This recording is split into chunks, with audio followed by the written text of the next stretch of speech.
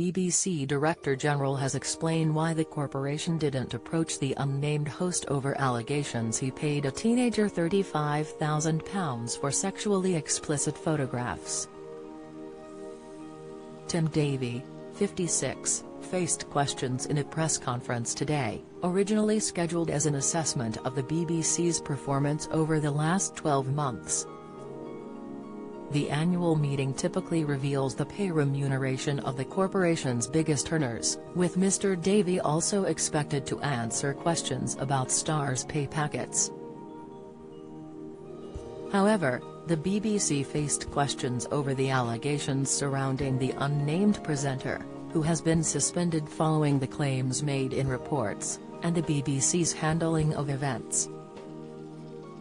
The BBC released a timeline of key dates alongside a statement, where they confirmed the Metropolitan Police asked the corporation to pause their investigations into the claims. In the timeline, which reveals the BBC first received a complaint from a family member on May 18, it is revealed the unnamed presenter wasn't spoken to until July 6, meaning they weren't spoken to for 7 weeks after the original complaint was made to the corporation.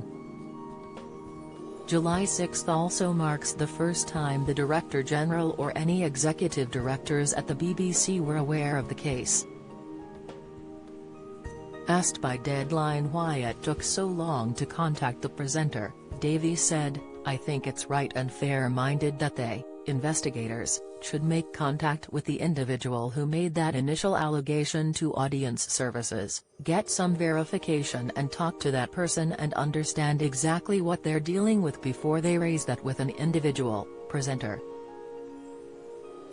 It has also been claimed by the BBC in the timeline that the allegations set out by the newspaper contain new allegations which were different to the matters being considered by BBC corporate investigations. The BBC released a statement in conjunction with the meeting, along with a timeline of key dates. It read, "Yesterday, 10th of July, the BBC's corporate investigations team had a meeting with the Metropolitan Police in relation to information provided to the BBC by the Sun newspaper on Thursday 6th of July.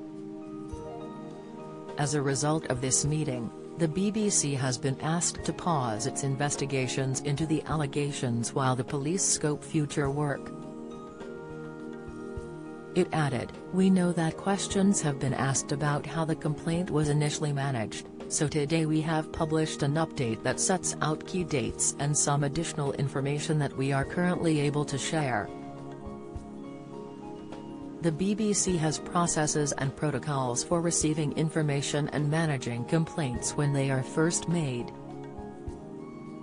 "We always take these matters extremely seriously and seek to manage them with the appropriate duty of care. The events of recent days have shown how complex and challenging these kinds of cases can be and how vital it is that they are handled with the utmost diligence and care. There will, of course, be lessons to be learned following this exercise. Although the current issues has not yet been fully resolved, the Director General has asked Lita Vaziva, the BBC's Group Chief Operating Officer, to assess whether our protocols and procedures are appropriate in light of this case, and report to the BBC board on this in due course. Following the meeting, the Met Police released a statement and confirmed they were undertaking further inquiries, but added there was no investigation underway. The BBC met with the Metropolitan Police yesterday. Following the meeting, the Met released a statement, which read, "Detectives from the Met's Specialist Crime Command met with representatives from the BBC on the morning of Monday 10th of July. The meeting took place virtually.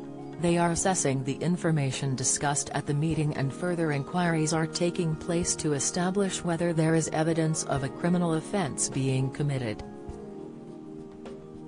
There is no investigation at this time."